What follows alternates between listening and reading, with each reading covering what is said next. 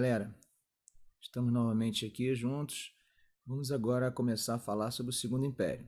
Mas antes de falar sobre o Segundo Império, vamos responder a uma questão que foi feita, uma dúvida que foi postada por um aluno. Na verdade, essa semana só tivemos uma dúvida. Tivemos outros comentários, mas dúvida mesmo, tivemos apenas uma. E vamos aqui passar essa dúvida. Bom, o nome é uma aluna, Bianca, né, do Rio de Janeiro. Ela diz assim: estou adorando suas aulas, professor Arão, parece uma conversa. O senhor poderia falar como o ato adicional teria sido combatido após a saída de Feijó? Meu nome é Bianca e sou do Rio de Janeiro.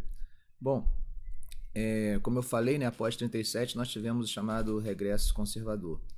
E esse regresso conservador ele vai começar a lutar para ter medidas que sejam centralizadoras, porque acreditava-se nesse momento que a descentralização não foi um bom papel. O auge desse processo vai ser a lei interpretativa do ato adicional de 34, que é uma espécie de reforma, de certa forma uma revogação de alguns pontos contidos no ato adicional de 1834, e podemos dar alguns exemplos, né? Quando falamos do juiz de paz, o juiz de paz que era eleito pela comunidade da província, isso dava uma certa descentralização e autonomia para a província, né? Você cria o chefe de polícia, o delegado de polícia, que passa a exercer algumas funções que o juiz de paz exercia. E esse delegado de polícia ele já é submisso, né, ligado ao poder central.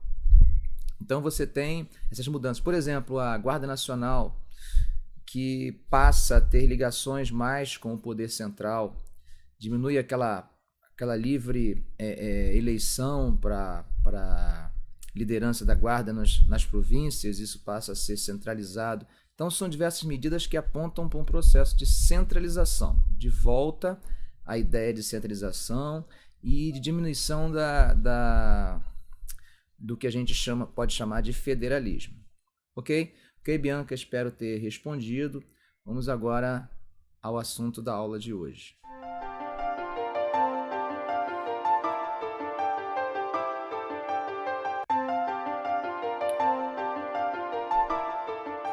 Olá, galera, então vamos lá. Bom, Segundo Império é um tema muito importante. Eu espero conseguir dar conta desse tema, pelo menos na nossa proposta, em 2 aulas. Se não der, não tem problema, e a gente faz uma terceira aula. Mas o importante é que vocês tenham em mente uma linha geral sobre o Segundo Império.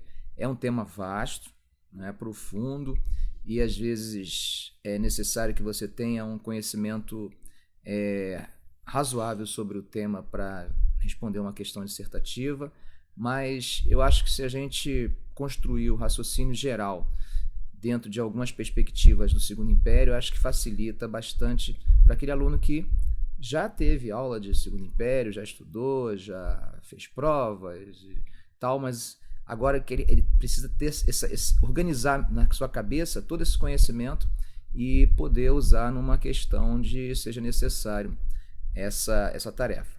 Então vamos lá.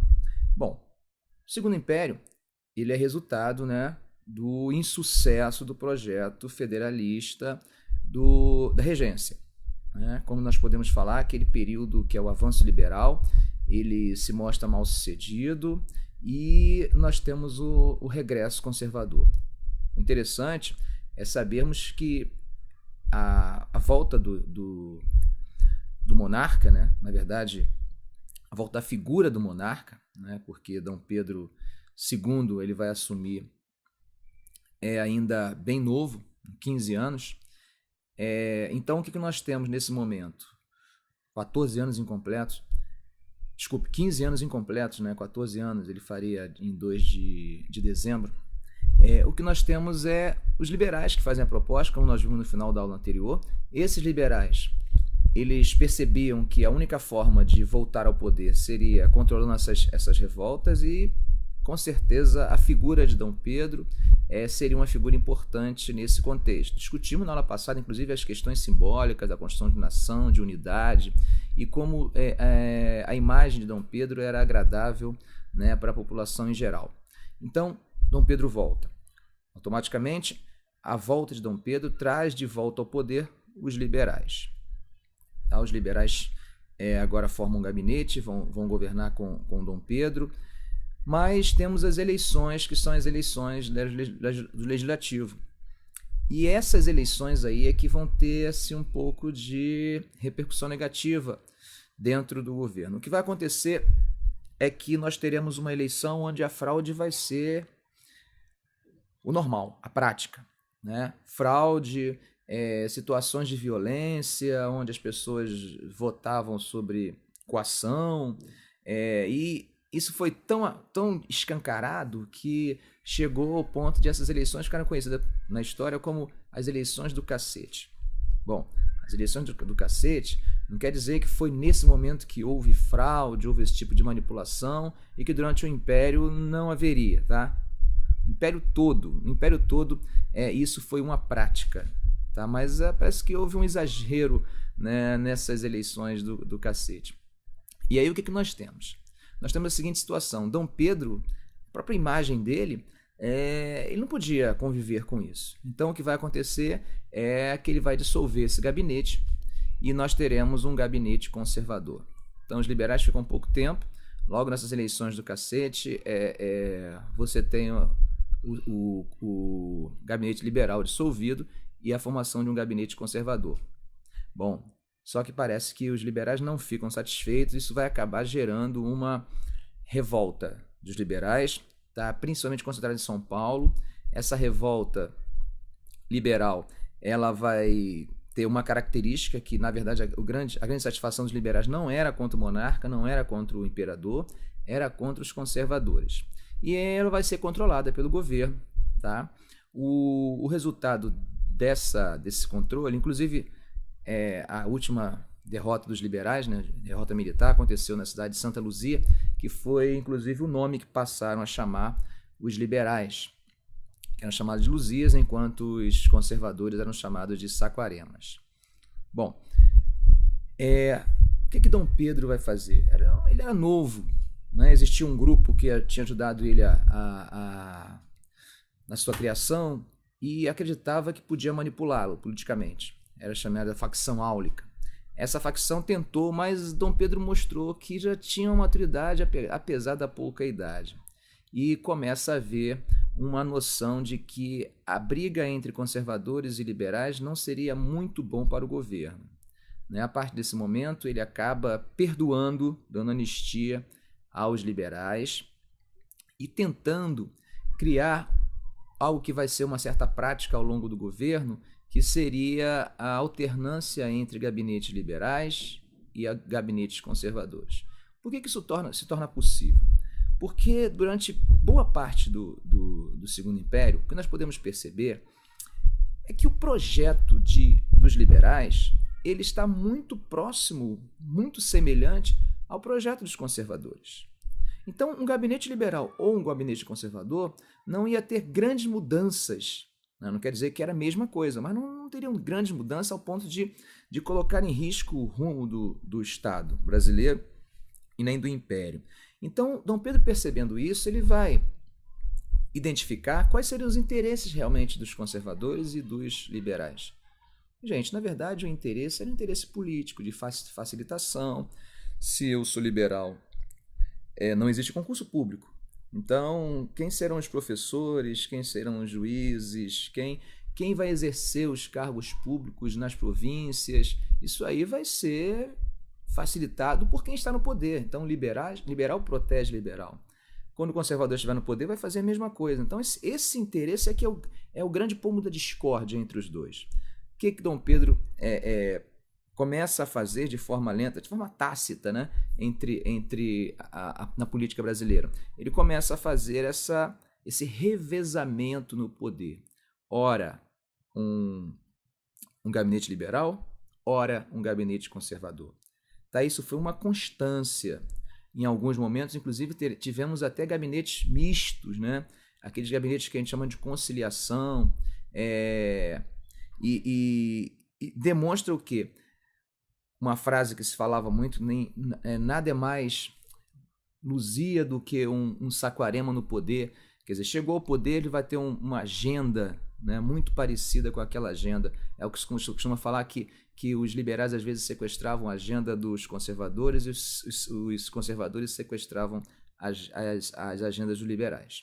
Bom, em linhas gerais, esse ponto político é o que eu queria deixar claro para vocês, tá? Essa questão de que liberais e conservadores, tá, tinham bases diferenciadas, tá?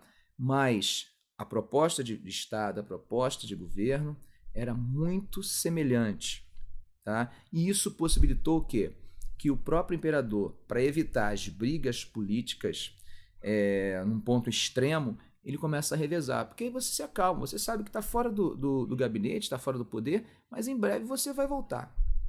Tá? Isso é um elemento importante para a gente entender sobre esse aspecto da política no Império. Outra coisa também importante nesse momento inicial é sabermos que nessa primeira década, nós teríamos duas revoltas. Uma foi essa liberal que eu contei para vocês, né? E a outra foi a última revolta que acontece no final da década de 40, que foi a chamada Praieira. Essa revolta, inclusive, é uma revolta liberal, tá? Mas de cunho liberal, de base liberal, de influência liberal, e que está dentro do contexto de algo que estava acontecendo na Europa. Vocês nunca podem deixar isso longe da atenção de vocês, né? O contexto europeu tem importância, né? Isso não quer dizer que você está desmerecendo os aspectos locais, mas pensar também o contexto europeu é importante para você entender bem esse período do Império. Na Europa estavam vivendo um período de revoluções liberais, e o auge disso foi em 1848, com aquilo que a gente chama de Primavera dos Povos. As ideias que estão se espalhando pela Europa vão chegar no Brasil, então a Revolução Praieira é fruto, de certa forma, dessas ideias, influências liberais que chegam ao país aí nesse início da década de 40. Bom, na década de 40 tem um outro ponto muito importante que eu queria frisar com vocês. Para vocês terem noção como é importante, tem historiadores que dizem que a independência brasileira aconteceu na década de 40. Vocês já viram que 7 de setembro, né, é o básico. Existem historiadores que falam que o Brasil só foi independente no dia 7 de abril de 31, quando Dom Pedro I renunciou. E agora eu estou falando com vocês que tem historiadores que dizem que o Brasil se torna independente em 1844. Agora, por quê? Tá? Por causa de uma lei, né, que passa a vigorar e que tem a ver com a questão fiscal, tá? É a chamada tarifa Alves Branco. Essa tarifa, ela acabava com aquele conjunto, aquela série de leis e de acordos, de tratados, né, que tiravam a possibilidade de o Brasil desenvolver as suas manufaturas. Se vocês lembrarem, desde 1810, antes da independência, do período ainda joanino, o Brasil assina aquele acordo com a Inglaterra. Esse acordo, depois da independência, vai fazer parte das exigências inglesas para reconhecer a nossa independência. Então, nós tínhamos ali uma limitação da nossa própria renda. Porque, na época, não existia imposto de renda. Existiam alguns impostos que só os funcionários públicos pagavam, mas em relação à renda do Estado, estava em grande parte concentrada em quê? Concentrada em impostos de importação. Tá? Inclusive, as exportações eram ligadas às províncias. Agora, as importações eram a grande renda. Então, as taxas de alfândega eram importantíssimas para a arrecadação do Estado. E vocês lembram que as taxas estavam ali em torno de 15%, quando chegamos em 28%, nós tivemos, igualaram todas as taxas alfandegárias por baixo, e só em 44 nós vamos fazer uma pressão muito forte, vamos sofrer pressão da Inglaterra, mas a partir dessa tarifa Alves Branco, nós aumentamos a nossa taxa de importação, tá? Que vai girar aí, durante o Império, em torno de 30%. Bom, bem menos, tá? Se vocês devem lembrar das aulas de vocês de História Geral, de História Mundial, Zollverein, que era aquela união aduaneira que funcionava na Europa, no processo de unificação alemã, a taxa estava em torno de 50%.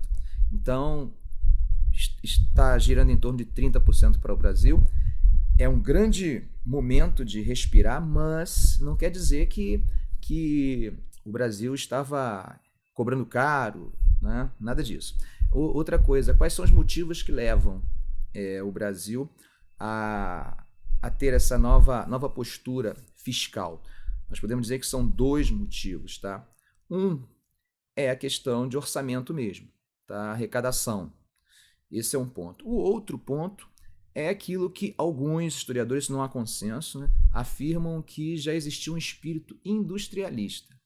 Tá? Isso pode ser visto, por exemplo, numa ata que a gente vai ler aqui, do relatório do Ministério de Fazendas de 1845, falando exatamente sobre essa tarifa. Ele diz assim: sim, senhores, como uma tarifa meramente fiscal e que não podíamos fazer variar em consequência de tratados, fomos forçados a tirar de empréstimos nestes últimos 34 anos enormes quantias. Como uma tarifa meramente fiscal e que nada protegia, malograram-se no país muitas tentativas de manufaturas. Vocês percebem que o português da época era um pouquinho diferente, né?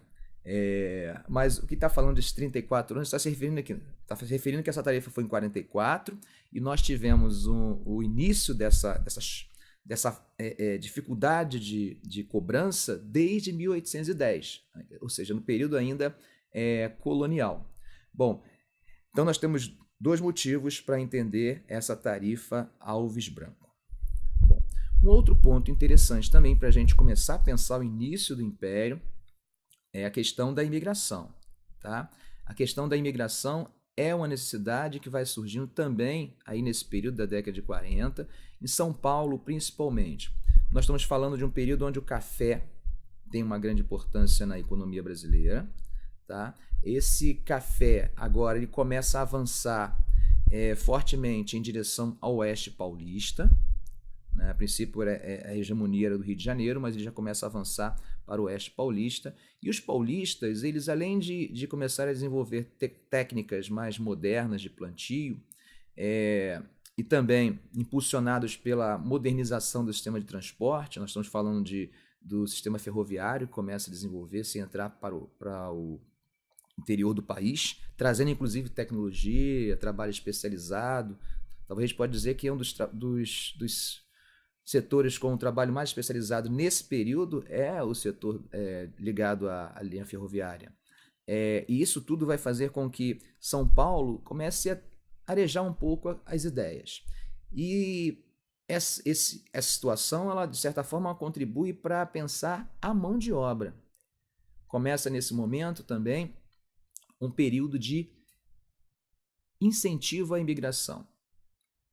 Aí nós pensamos no momento inicial entre alemães, depois italianos, portugueses, mas é um período muito cruel ainda para o imigrante, porque ele vai chegar aqui em condições extremamente desfavoráveis, com dívidas altíssimas. Chegando aqui você tem mais ou menos uma maturação de 4 anos para a colheita do café.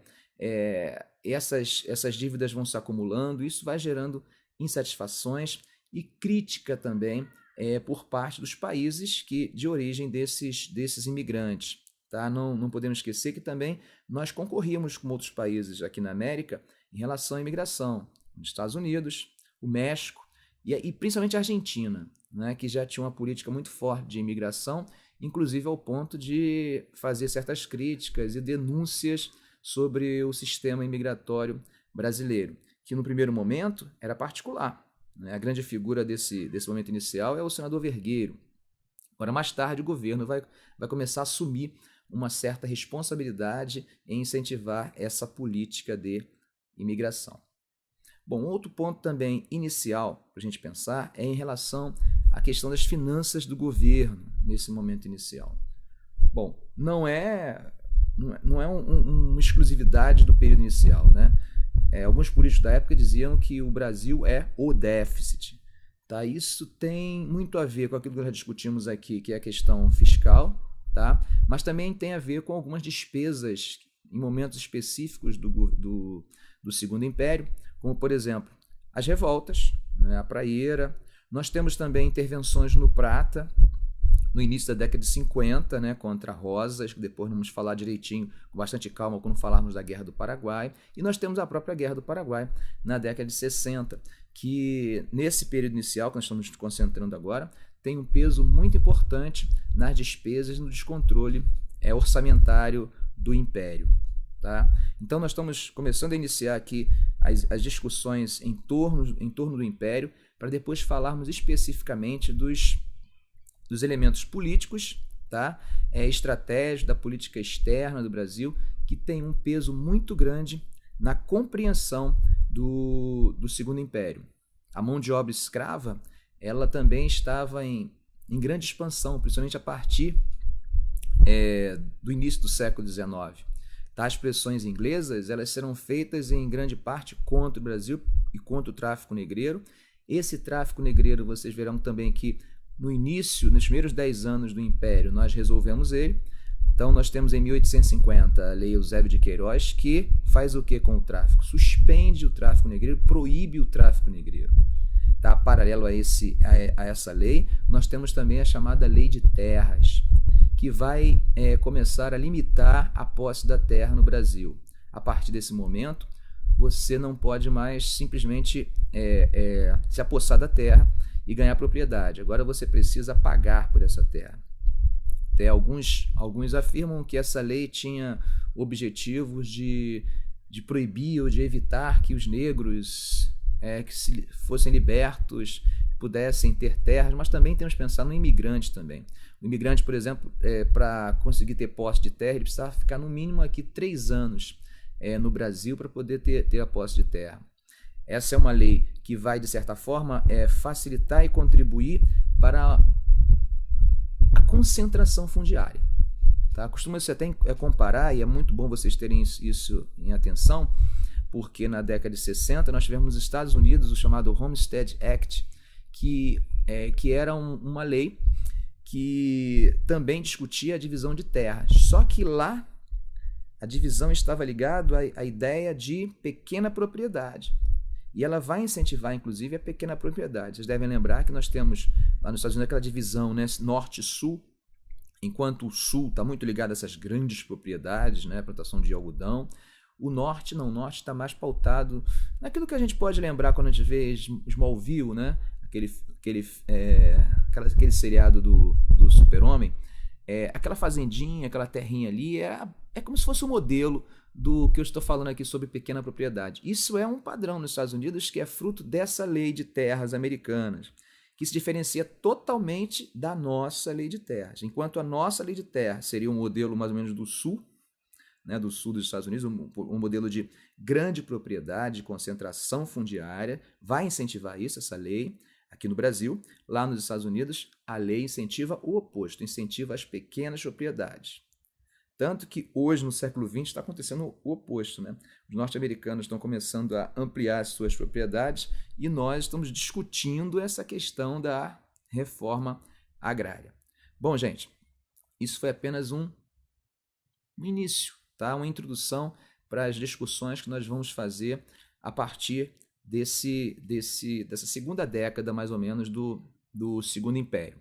Nesse momento inicial, nós discutimos e falamos da importância de Dom Pedro perceber, tá, que as rivalidades entre liberais e conservadores eram limitadas a alguns temas e que seria possível e melhor para o governo que que houvesse um revezamento, e isso ele vai incentivar ao longo do tempo. Nós discutimos também a questão da imigração, falamos sobre o papel da imigração, discutindo inclusive que isso começa, de certa forma, com um momento onde é uma iniciativa particular em São Paulo, ligado à expansão da cafeicultura, mas que isso sofre concorrência de outros países da América e que nós teríamos problemas em relação a isso, tanto que o Estado começa, né, a interferir, a ajudar nesse processo.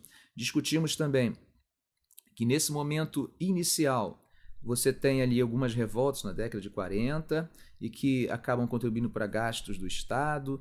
Discutimos a questão fiscal, muito importante, através da Lei Alves Branco, que tenta resolver dois problemas. Um problema ligado à questão orçamentária, né, porque a fonte de renda do Brasil era, nesse momento, taxa de importação, e uma outra questão que é pensar na produção interna, na indústria, naquilo que seriam os manufaturados. Não se usava muito a palavra indústria nesse momento. Tá? E também discutimos esse período aí inicial da organização do Estado brasileiro, pautando na questão do trabalho escravo e da lei de terras. Tá? Esses são assuntos introdutórios que a gente vai acabar aprofundando quando seguirmos na nossa próxima aula. Bom, gente, por hoje é só. Até a próxima semana.